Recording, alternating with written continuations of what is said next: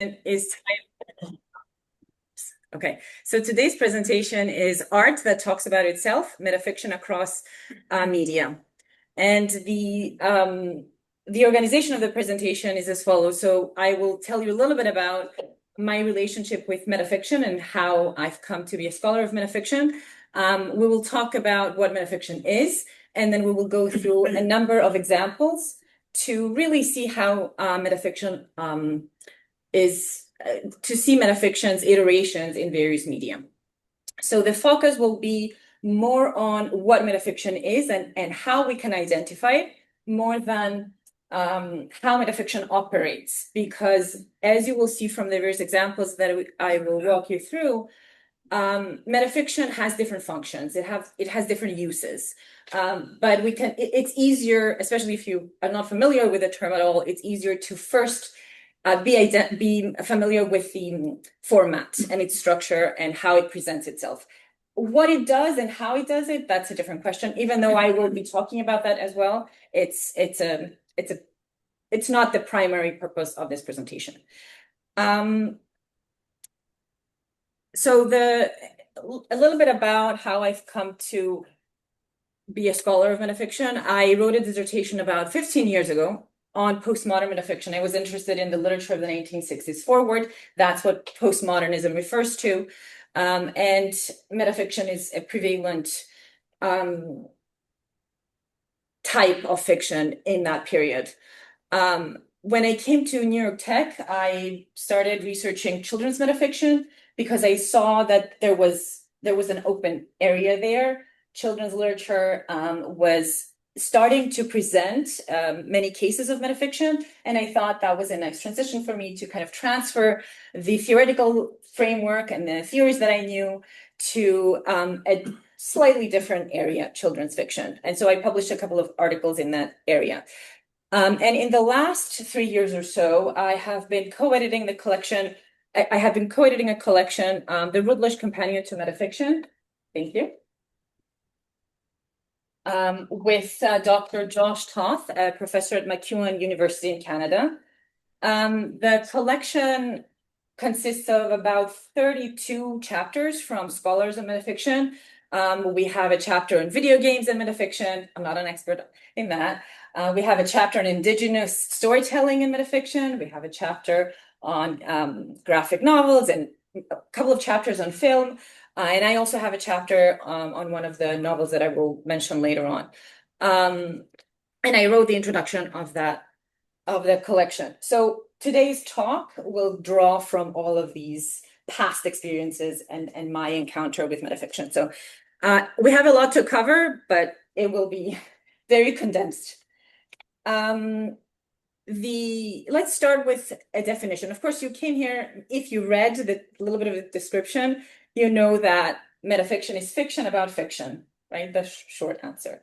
It's self-reflexive fiction, it's self-conscious fiction. Those are kind of terms that are very associated with metafiction. And this is the definition that I include in the companion.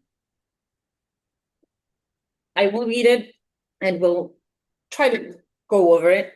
So metafiction refers to texts or works that display their own process of construction and manufacturing, that customarily problematize their relationship with extra-textual or extramedial reality, and that acknowledge their own affinity to art as both a form and an institution. So it's a triad of ideas here. So let's break it down.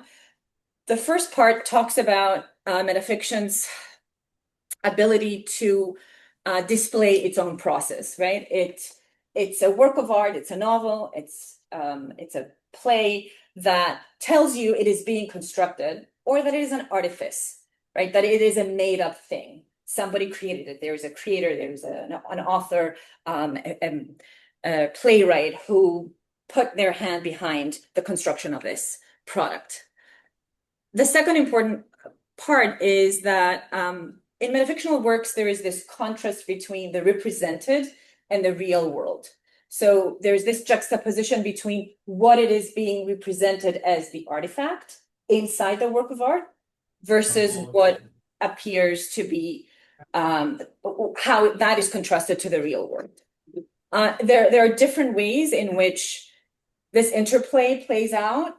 Sometimes reality is made to be more fictional than the fictional world of the novel, and other times the fictionality appears to be more real than the reality we live outside. So it depends how metafiction how the individual work plays with that dynamic. And then the last part is the fact that metafiction often connects itself with the rest of art. So it might comment about art in general. It might comment about the reading of novels in general. It might make comments about the history of writing. And so it refers to its own art form, but it also recognizes itself as part of an institution of art making. And we'll see some examples later on how that is manifested. Two important things to remember as we go through these examples. Number one, we have overt versus covert metafiction. Overt metafiction is when there's a blatant breaking of the fourth wall. The artifice is known, is there for you. You know that what you have in front of you is a piece of art. Covert metafiction are cases where it's implicit, right? Maybe you have surrogate readers or surrogate viewers. And by that, I mean, maybe the work itself has a reader who is reading something, right? And so that image activates in you, in the reader, that connection with the character reader. So there are overt and covert cases of metafiction. Are there any questions so far? Okay. Okay, so we'll start with the visual arts. Even though I'm not an art historian, I am teaching the communication for arts and design for art and design this semester, and I wanted to pay tribute to my students, but also I'm bringing examples that are truly very connected to metafiction. So I can talk about this kind of art. The first example here, possibly you've seen it. It's a well-known painting by Velázquez, produced in 1656, Las Meninas. And it's one of the early cases that critics often associate with the meta, right? When we're talking about painting, we don't necessarily talk about metafiction. It's more likely we can say meta painting or metaization or meta reference. There are these other terms, but the meta is part of the umbrella that we're working on here. So Velázquez painting is interesting to scholars of metafiction because it is one of the earliest cases in which we see the artist at work. You're looking. How about the audience here? Can you guys see maybe darker? Oh. Is this okay? Better for us. Okay, perfect. So right here, and I'm going to be pointing to the screen, that's the artist, that's Velázquez inserted into the painting. We see his brush, we see his palette, he's working, crafting this painting that we're looking at. And in fact, this part right here, this painting inserted inside the painting we're looking at is the version of the painting that we have in front of us, right? We can imagine that Velázquez is looking at an unfinished version of his painting, whereas we have the complete painting in front of us. But the scene here is not only showcasing the girl who is supposed to be the center of attention, but we also see the painting in its making, right? And we have an early version of the painting in its own creation. So again, it's very meta in the way it presents itself. The next example I have for you is from MC Escher's Drawing Hands, created in 1948. Maybe you've seen this before, maybe not. This is, again, a very well-known drawing. You see the process for sure, right? The drawing is unfinished. We see the pencil, we see the lines. And what intrigues me in this painting is the fact that the hands are painted in a more realistic in a more realistic way. You see the wrinkles, you see the fine lines, you see the veins, whereas the rest of the drawing, it feels like a drawing, right? It's not real. It doesn't appear as realistic as the hands. If we want to talk a little bit about what this might represent, maybe the labor that goes into a work of art that is often superimposed or eclipsed or put aside by the final product, right? So product versus process in this case. This is another favorite and the last painting that I will talk about. Norman Rockwell's triple self-portrait. How many of you have seen this before? It's a well-known example. So here, what Rockwell is doing, we see him seeing himself in the mirror and attempting to illustrate himself on canvas. His portrait is unfinished, but we see that he's presenting a younger version of himself, right, in this self-portrait. Again, an interesting contrast between the real and the fictional. The reality of this painting, quote reality, because it's still fictional, but the reality of the space of the artist is more cartoonish, whereas the painting on the canvas is more realistic again. So again, different ways of playing with that contrast that I started with between fiction and what's represented and what's real. Another area that I want you to focus on this painting is the pictures here on the side. Those are self-portraits of well-known artists who have in the past created a number of impressive self-portraits. So the first one is Albrecht Dürer, the second one is Rembrandt, the third one is Picasso, and the fourth one is Van Gogh, of course. And I'm not going to tell you about all of their self-portraits, but Rembrandt in particular created more than 80 self-portraits of himself throughout his lifetime. So Rockwell here is definitely paying tribute to the artists who have come before him and who were trying to do something similar with self-representation.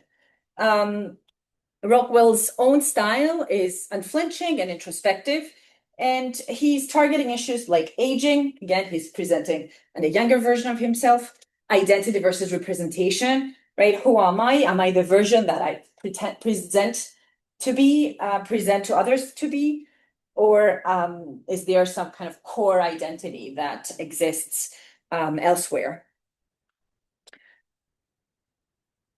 So earlier this semester, I had students work on political cartoons, and they were supposed to look at how the message of the cartoon was conveyed through the various artistic choices of the cartoonist.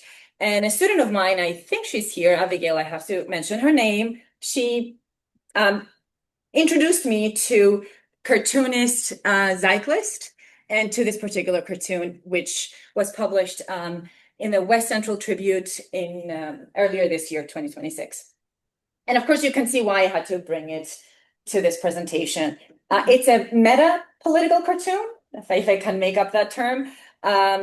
Not only is there parody here because it kind of wants us to know and read this political cartoon against Rockwell's original concept of painting, but it's meta because in the original we see the meta already, right? So it duplicates that.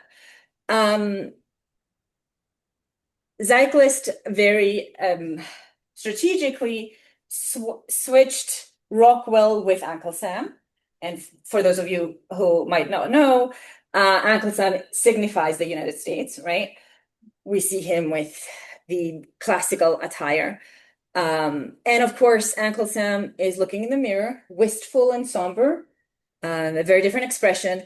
And he's representing not himself, but well, a version of the United States today. And in that version, we see ICE capturing the five-year-old boy Liam Ramos, who was detained by ICE earlier this year. So again, metafiction can be political. It can implicate and it can talk about political and social issues, but it can also be playful and whimsical. Okay, I think I have time to talk about this really quickly. And I'm gonna ask, what do you think this is? And you can unmute and share, or you can type something in the chat and maybe William will read it back to me.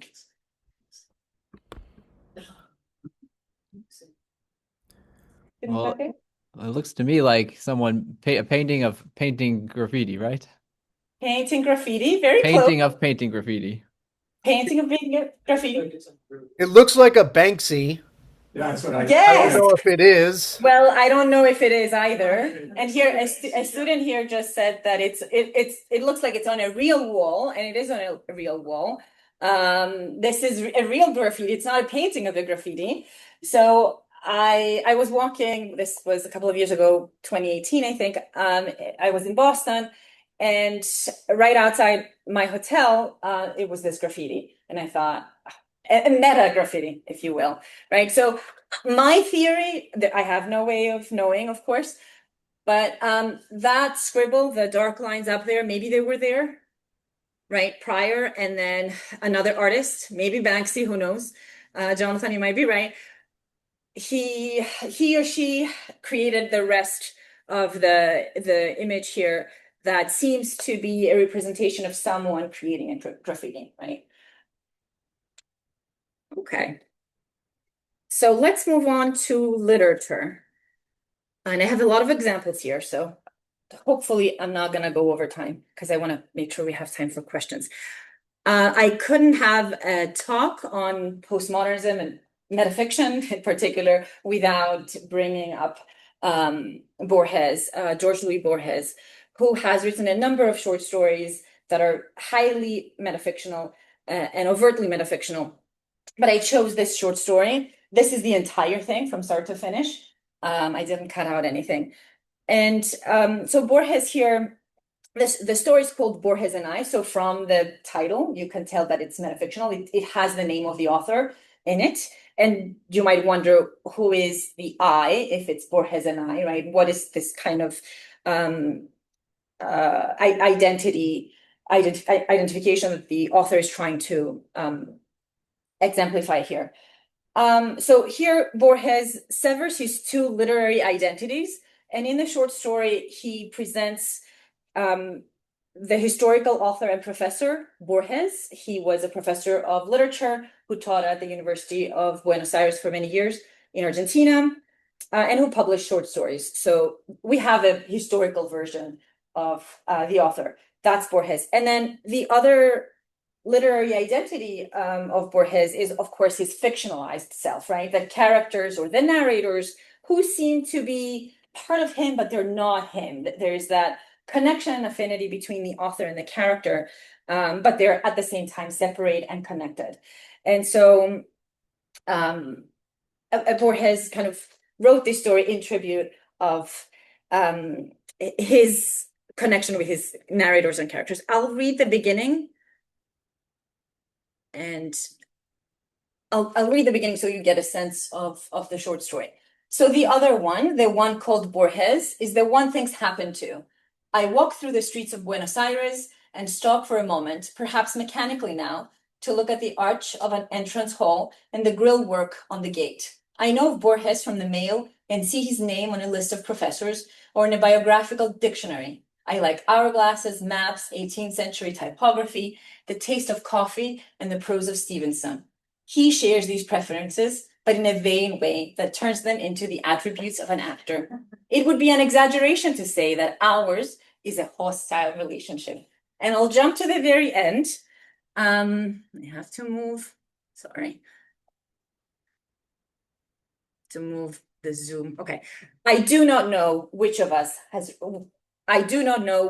written this page, right? So again, it's the title seems to want to sever and separate these two people, Borges and I, but then ultimately he realizes that kind of separation is impossible. And this reminds me of William Yeats's famous image of you cannot separate the dancer from the dance, right? How can you separate the dancer from the dance? The dancer exists independent of the dance, but the dance cannot exist outside of the dancer. And it seems to me that there's a similar kind of connection here between the author and the narrator. Okay. So the next example I have for you is, again, another emblematic example of metafiction. I think anyone who knows metafiction has read or knows about Italo Calvino's If on a Winter's Night a Traveler. It's a novel narrated in second person, and the main character is a reader who, nonetheless, is attempting to read Italo Calvino's If on a Winter's Night a Traveler. How more meta can you get than this? This is pretty meta. Let me read the beginning. You're about to begin reading Italo Calvino's new novel, If on a Winter's Night a Traveler. Relax, concentrate, dispel every other thought. Let the world around you fade. Best to close the door. The TV is always on in the next room. Tell the others right away, no, I do not want to watch TV. Raise your voice. They won't hear you otherwise. I am reading. I do not want to be disturbed. Maybe they haven't heard you with all that racket. Speak louder, yell, I am beginning to read Italo Calvino's new novel. Or if you prefer, don't say anything. Just hope they will leave you alone. And then it goes on. The first chapter goes on. It tells you how this reader, who has a kind of connection with you, the reader, has come to pick this particular book off the shelf and from a bookstore, and ended up reading it. The rest of the novel, interestingly, consists of 10 short stories that consist of only beginnings. So you start to read a particular one of the stories, and then at the climax, at the culminating point, the story is interrupted for you, and you don't get to find out what happens to the characters or to the plot. So while Borges' short story explores kind of more existential topics and the nature of the self and existence, Calvino's novel is more whimsical and playful, right? And it explores authorship, interpretation, and the act of reading itself. It certainly toys with our expectations as readers. As my colleagues know, we read for the plot, a famous book in literature, right? We read for the plot. Calvino doesn't want us to read for the plot. He wants to take that desire, that reading desire away from us, and maybe wants us to concentrate on other things as well, right? He's grooming us as readers. The next example I have here is God's Wife. This is a Greek novel that was published in Greece in 2014, and it was translated in English in 2019. And I wanted to introduce it to you today. It's not a well-known example, but first of all, it does some things that are very interesting with how it employs metafictional techniques. And it's the novel that I analyzed in one of the chapters of the Routledge Companion to Metafiction. So I really wanted to talk about it briefly to you here. So it is a rather complicated novel, and I'm not going to go into any deep analysis, but I will just show you how it uses metafiction to comment on gender dynamics, if you didn't guess from the title. Bless you. Spoiler alert, I will ruin the ending for you. So if you were planning to read the novel, either tune me out or just bear with me. Know that you'll find out what happens at the end. So the novel is about God's wife. We don't know the narrator's name. As the title suggests, she's identified by her patronymic relationship, not through any kind of autonomy, right? She takes on the identity of her husband. So the novel explores her life with God after she was abducted from Earth and spent the rest of her life in heavens. The marriage goes through a series of trials and tribulations, and she grows older. And as she grows older, her needs and priorities change. So that's the plot, the overarching plot. Towards the end of the novel, we learn that God punishes his wife because she dares to carry a pencil and document their life together. So God doesn't like literature. in heavens. He likes science, for the science people in the room, and religion, because religion gives him a purpose. Religion makes him feel important and gives him existence. But he doesn't like literature, anything fake and pretentious. He abhors, and he doesn't like pencils because he doesn't want anyone to document his real life. So when our protagonist, heroine, she writes their life together, he's upset, and he punishes her. But instead of falling from heaven into hell, the kind of archetypical form of retribution that we know from the Bible, this wife falls from heaven into, guess what? Fiction. So he traps her in the book. She becomes an immured subject. And this is something that we find at the very end, as I said. But then once we come to this realization in the novel, we understand why the heroine is able to be on every page. As we read the novel, which doesn't seem to have chronological order, we sense that she's part of every page. And she narrates the story in both the present and in the past. It's a very interesting. I'm interested in how stories are being narrated, not necessarily their content, how the story is told. And this is a very intriguing case of telling a story, both in the present and in sort of this chronotrope that doesn't have a past or a future. It's sort of constant. The novel has this circular narrative. The beginning and the end have the same exact paragraph. So again, it gives you this sense of the heroine being trapped in the book, and she can hop from page to page, make alterations, change the words. It's as if the work will never be solidified and final because she can constantly change the plot. So I'll give you I have to say that I struggled over the years to clearly come up with an explanation as to what this means, at least to me. So the novel seems to critique and mock transformational memoirs, blogs, and social media posts that present women as owners of their own voice, and essentially presenting a world in which equality between the sexes has been achieved.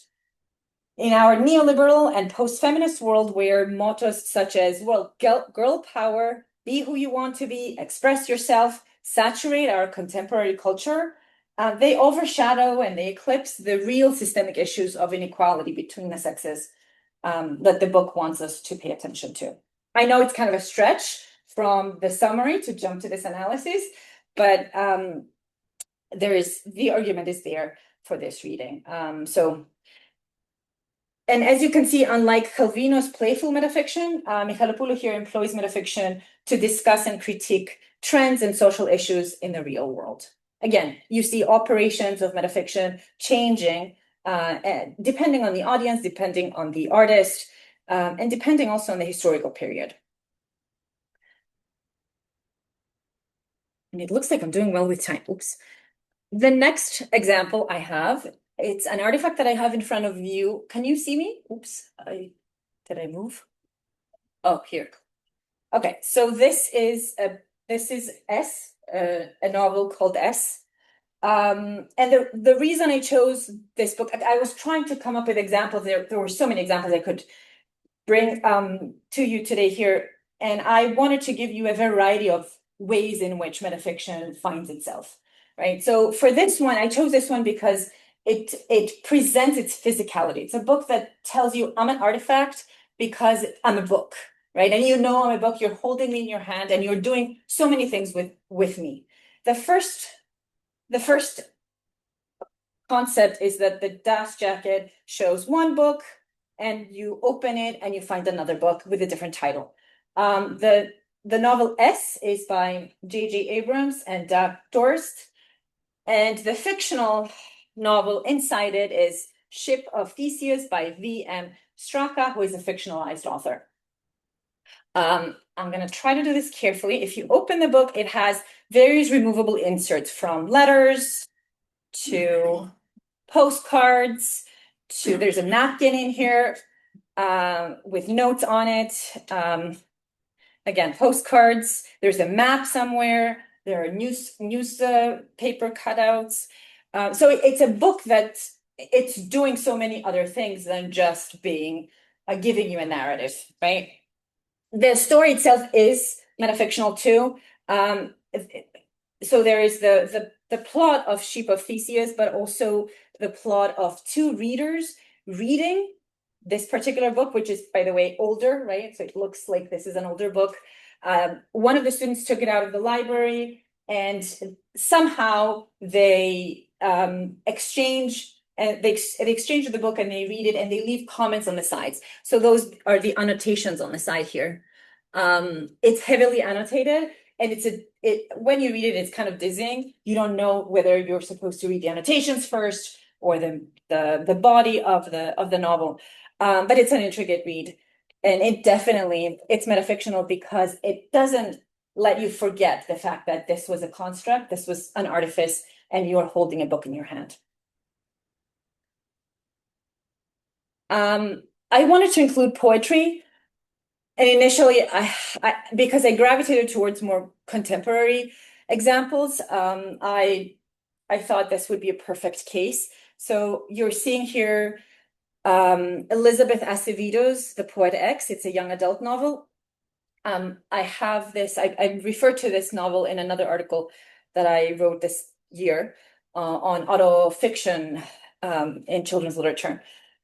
So this is an example of concrete poetry becoming metafictional beyond the fact that you see that the display of the words is a playful way to show you the construction of the poetic verse, right? But what I like about this particular example, and I'm sorry for those in the room, let me move. Okay, this is better.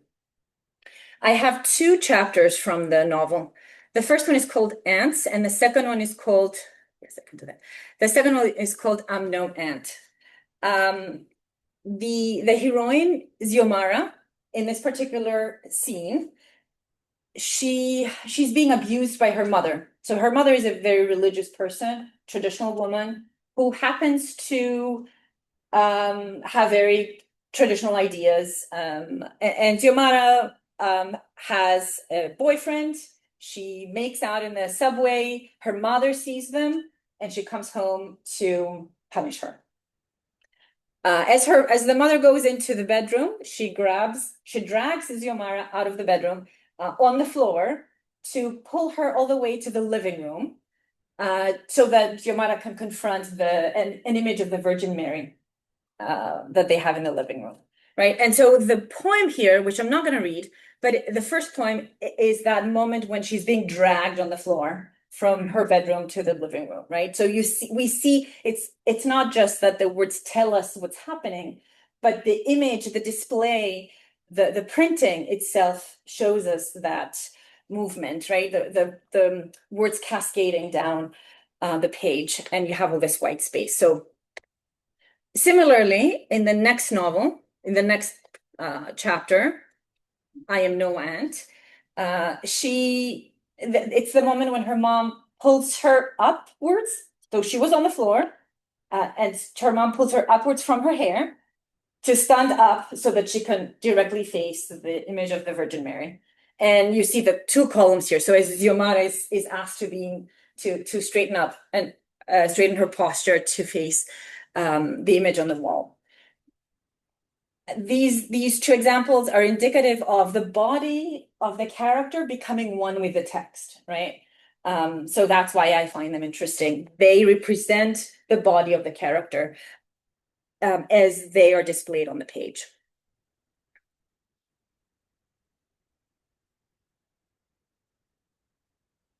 I wanted to bring an example from comics and graphic novels, and the best example, of course, is Mouse, which also happens to have metafictional elements in it. Mouse is a graphic memoir, and my students have read it this semester, so hopefully they remember this scene. So Mouse was serialized from the 1980s until 1991. The story behind Mouse is the fact that Art Spiegelman, the author, recounts the story of his father, Vladek, who survived the Holocaust. And Spiegelman illustrates the Jews in the graphic memoir as mice and the Germans as cats. So it's a controversial way of representation. Can I call it graphic novel if it's about a historical event? These are the real experiences of Vladek, the father.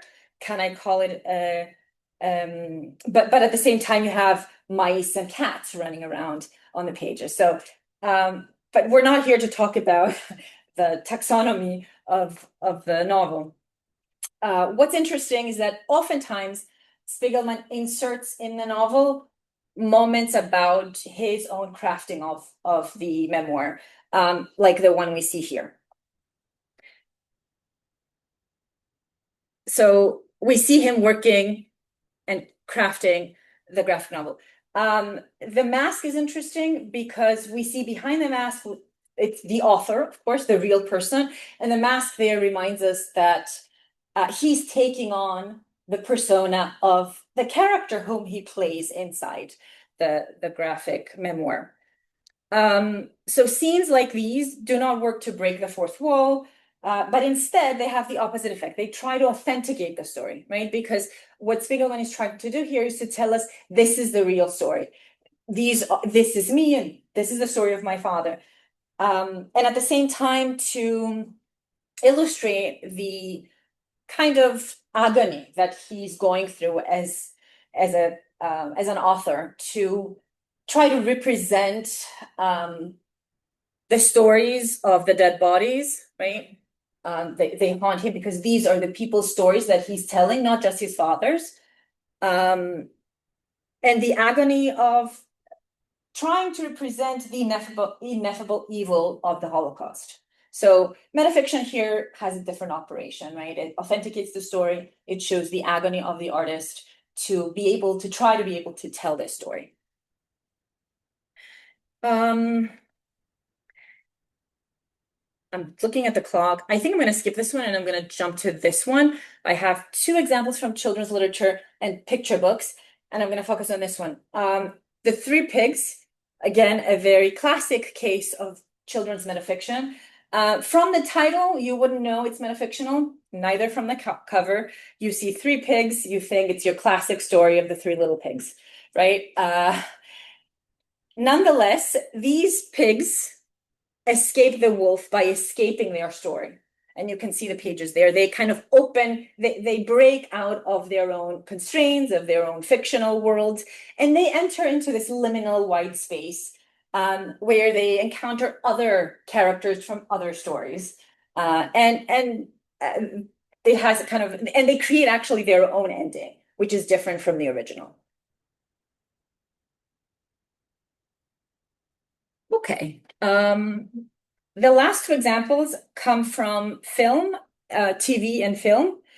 And I promise I'm not going to spoil anything for you, so you can go home and watch these if you haven't already. The first one comes from Black Mirror, season 6, episode 1. Oh. And it's called Joan is Awful, season 6. And William, I have not tested if you'll be, because I'm going to play the trailer, but you'll tell me if you can hear it in a little bit. Yeah, of course. So Joan is Awful is about a woman who discovers that a streaming service called Streamberry has turned her everyday life into a TV show without her consent.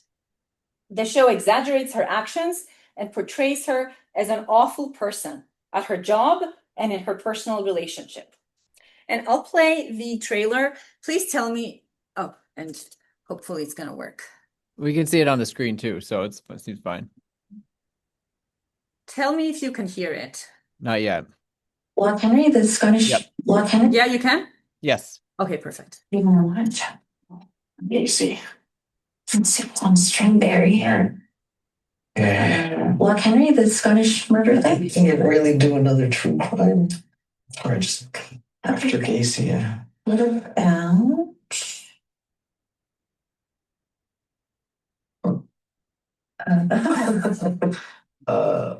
Oh my God. New drama. Joan is Awful. Is that Selma Hayek? She even has your hair. That's not my hair. Wow, it's a lot like your hair. And she's even called Joan. Okay, what even is this show? No clue, but well, we're watching it. No, we're not watching Joan is Awful. Whatever the hell it is. Just hit play. Come on. Hit play. Okay, and you have to watch the rest of it to see what happens. But yeah. So in his article in the edited collection to the Routledge Companion to Metafiction, David LaRocca argues that Joanne is awful. That in the episode, Charlie Brooker, who is the creator of the series, mocks Netflix, and by extension, Netflix mocks Netflix, right? It mocks itself for the kind of curated yet trashy content that we all get to watch on its platform. And I'm going to leave it to that for this particular one. We'll move on to this film, American Fiction. How many of you have watched it? So it's based on the novel by Percival Everett. The novel was published in 2001. The film came out in 2023. The film is it follows Monk Ellison, a professor of literature and a writer whose serious novels are ignored because publishers say they're not marketable enough. Out of frustration, he writes a fake novel that exaggerates stereotypes about Black life as a joke. And instead of recognizing the satire, the publishing world praises the book and turns it into a huge success. As Monk becomes famous for a story he does not believe in, he struggles with guilt, identity, and family issues. And I'll play the trailer, and the trailer does a really good job showing all the metafictional elements here. So again, no spoilers, thankfully. Did you come to write this book? What really struck me was that too few books were about my people. Sorry. Where are our stories? Where's our representation? Would you give us the pleasure of reading an excerpt? Yo, Sharonda, girl, you be pregnant again? If I is, Ray Ray is gonna be a real father this time around.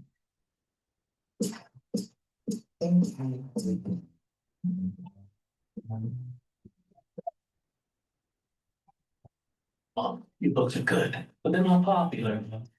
Editors, they want a black book. They have a black book. I'm black. It's my book. You know what I mean. Look at what they publish. Look at what they expect us to write. I just want to rub their noses in it.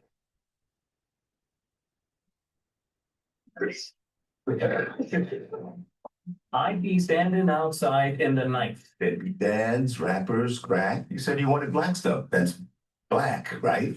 I see what you're doing. Sold your book. No. We believe Mr. Lee has written a bestseller. It's a joke. The most lucrative joke you've ever told. Now, is Stag a pseudonym? Yeah, Mr. Lee can't use his real name. Is this based on your actual life? Yeah, you think some bitch-ass college boy can come up with that shit? No, I don't. Can I ask what you were in for? Was a murder? Yeah, you said that, not me. They ran 300,000 copies. Your books changed people's lives. They're offering $4 million for the movie rights. Yes. The dumber I behave, the richer I get. Gone too far. Stag Lee is still on the run for the hook. You get the idea. Again, commenting on the publishing house and reader expectations, right? And authors' ways of trying to fit into a marketable world.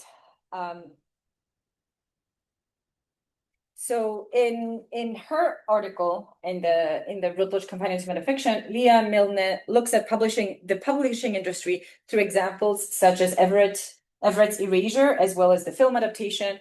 And she maintains that metafiction supplies a critical intervention into publishing houses and brings into focus the predicaments experienced by marginalized authors.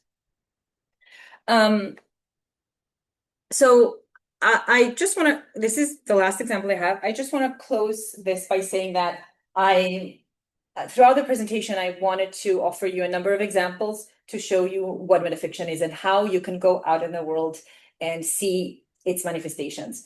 The best encounters with metafiction that I've had were the ones that I didn't expect there was a metafictional element in them. In fact, 2 weeks ago, I was very busy working on the book and putting it all together. And a very close friend of mine, my best friend, she said, I have tickets for this play. I said, bye, we'll be there. And it wasn't until I was sitting in the audience, watching this play unfold in front of me that I realized that it was metafictional.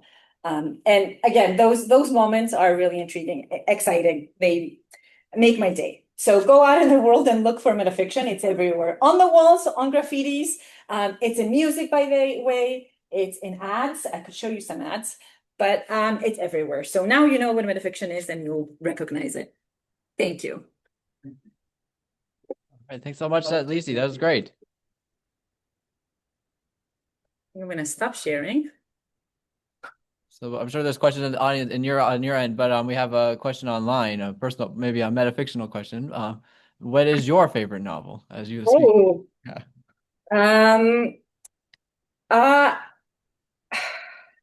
I'm gonna say To the Lighthouse by Virginia Woolf, even though it's Okay, fictional, great. but it has a lot of metafictional qualities to it. There's a discussion on art and what art means, and there's a question in there about, if Shakespeare didn't write, if Shakespeare didn't exist, would the world be different, right? So I think it asks a lot of metafictional questions, and we can read that novel as metafiction, but it's not kind of the classic metafictional case you would think. But so to answer the question, Virginia Woolf's To the Lighthouse is my favorite novel. Excellent, great. We have another question from Arneet. And please interrupt me if there are people in the room who want to say so. Sure. Arnie, why don't you go ahead? Hello.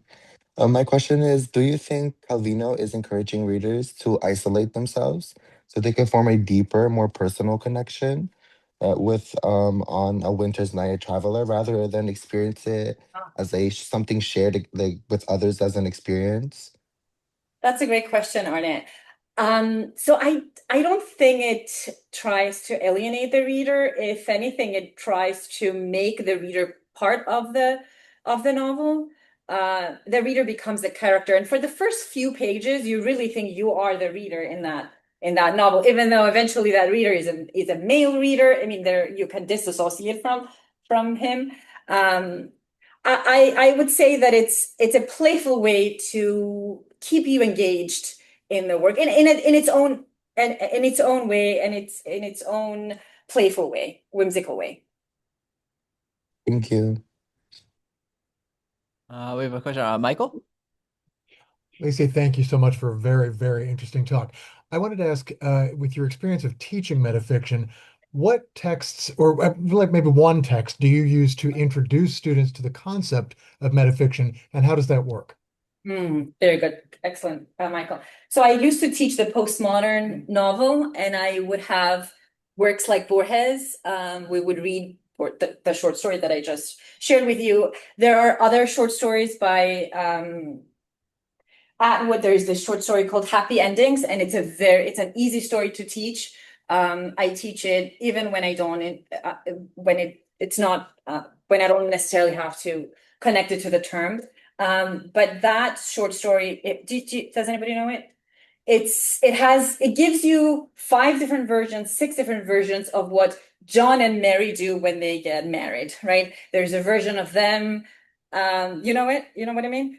So, and so at the end, there's this question, what are we reading here? Are we reading somebody's story? Is this a writer who's coming up with ideas of what they might produce eventually as a complete novel? So I think and you can talk about popular culture, because some of those versions of John and Mary implicate cinema, stereotypes, all that. So it's a great way to introduce students to metafiction if you're looking for a kind of go-to short story for this type. But Fun Home, I know you teach Fun Home, has some metafictional elements to it.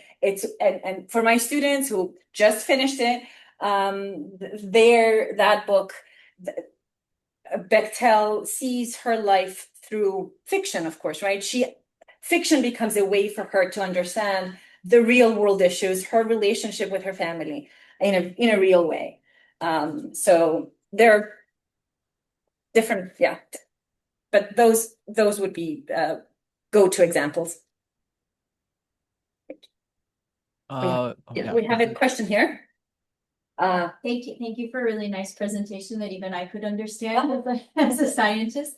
So you've been like talking so beautifully about how metafiction is kind of a tool that authors use to, get readers to see themselves, and also sort of in the context of literature. So I was wondering, like, are there kind of trends in metafiction through history? So the way that, different authors will tend to use metafiction in the same way at different points in history. About that a little Sophia, that's an excellent question. And in fact, in the introduction to the Routledge Companion, I make the case that metafiction is transhistorical. We can go back to Cervantes, we can go back to the Decameron, even the Victorian novel. If those of you who know, Dear Reader is everywhere in the Victorian novel. So that's metafictional. And yes, there are different operations at different times. The research in that area is not strong, and I cannot I don't have a version of how metafiction, what metafiction does in every literary period, but there is, we can see it as a diachronic element of fiction and how it kind of changes.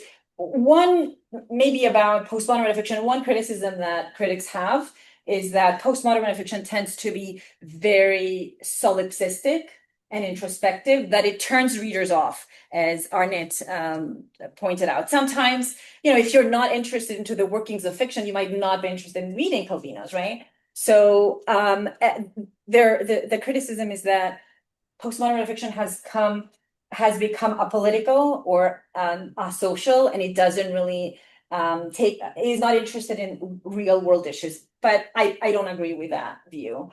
I think metafiction can be political if you use it in a political way. And we've even seen a political cartoon. So I can argue that it's a tool that can be manipulated. Thank you for that question. That's really good. Sure. Thank you. So looks like we have a question from Aiden. Hi, Professor. How are you? Thank you so much for the presentation.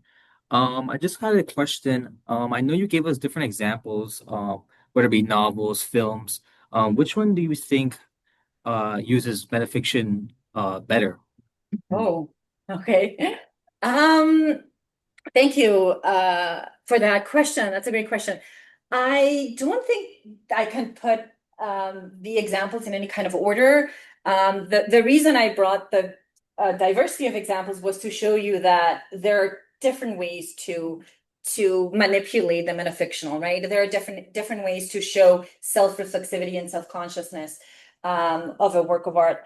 I really can't put them in any sort of order, but I'm biased when I say God's Wife, because I've been thinking about that novel for the past year and writing on it. But again, that's a very, very biased response.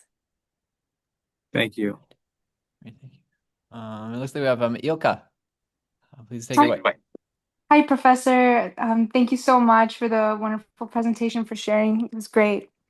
So what I want to know is, like, when a metafictional text exposes its artificiality, how can we distinguish between, like, self-reflexivity that deepens the work's ethical or thematic stakes, and the reflexivity that it becomes, like, clever or decorative? Is there any point where metafiction just starts protecting the text from criticism, since it's almost announcing its constructedness?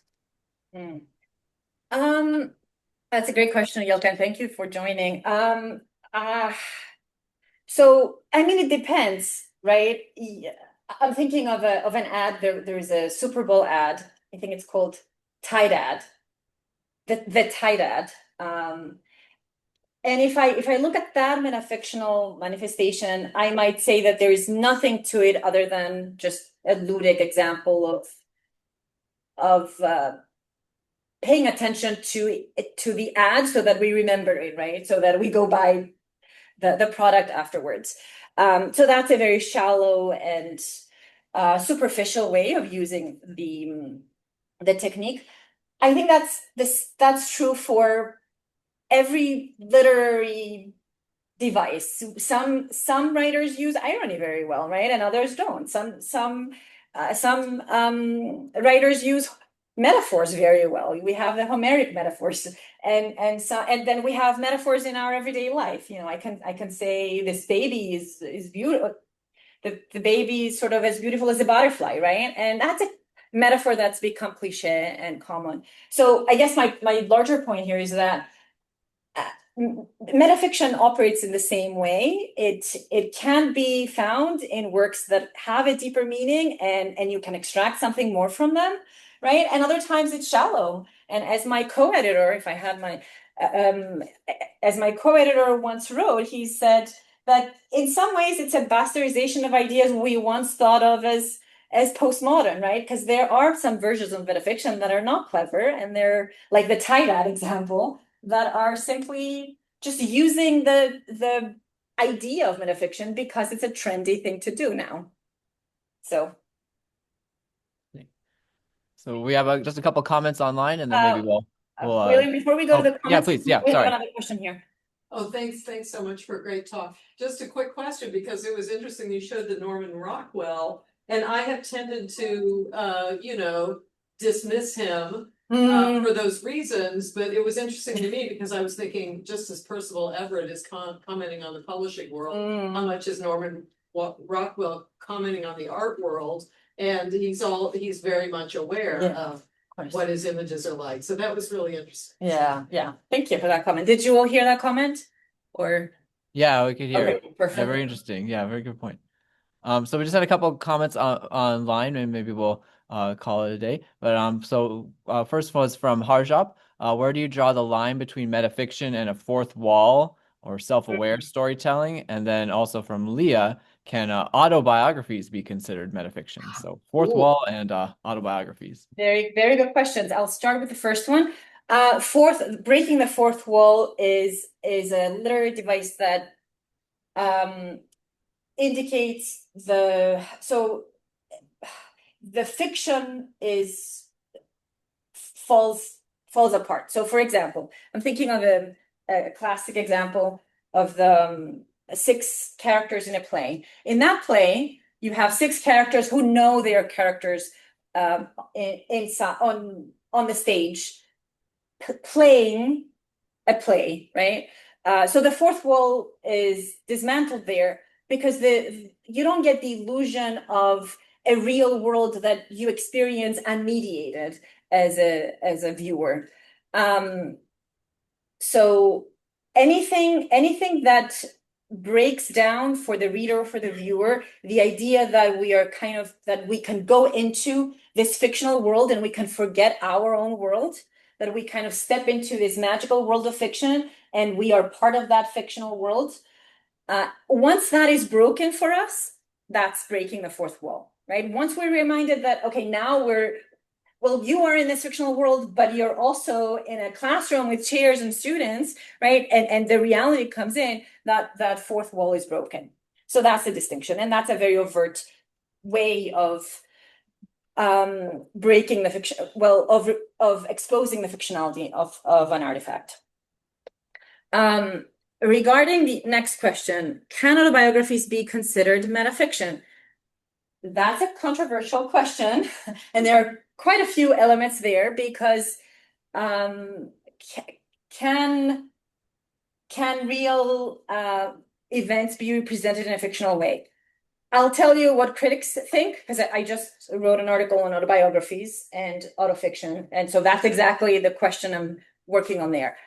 Personally, I do not want to distinguish fiction between what is real and what's fictional. That's not a dichotomy, and that's not a way that I taxonomize fiction.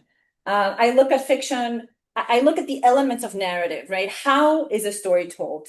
And is a story told by where you have a narrator talking to the reader in a way that feels direct? Or does the narrator, do you have an omniscient and omnipotent narrator who gives you a story that's kind of that aims towards verisimilitude, right? That you are part of that world and you're kind of lost in that world. So if you do not break down if you don't break down fiction from this perspective of, is this fiction real or not? Is this an autobiography that's truly fictional? Or is it a fictionalized autobiography? Or is it a biography that has some elements of fiction, right? What is it? If we do not try to distinguish based on truth and fiction, then we have more interesting conversations about what the narrative itself does and how it does it. So that would be my answer. Okay. Yeah, very great. Very great presentation, Lissi. That was excellent. So we learned I certainly learned a lot. That was a very new topic, but it makes me want to go read some of those books myself. So Excellent. great. Thank you. And so thank you. And thank you all for listening. This concludes our series for this year. And the term. And so good luck everyone on your finals, students and professors. So good luck. We'll see you hopefully in the fall. All right. Thank you, William, for organizing it. Thank you Yes, so take much. care. Yes, take care, everyone.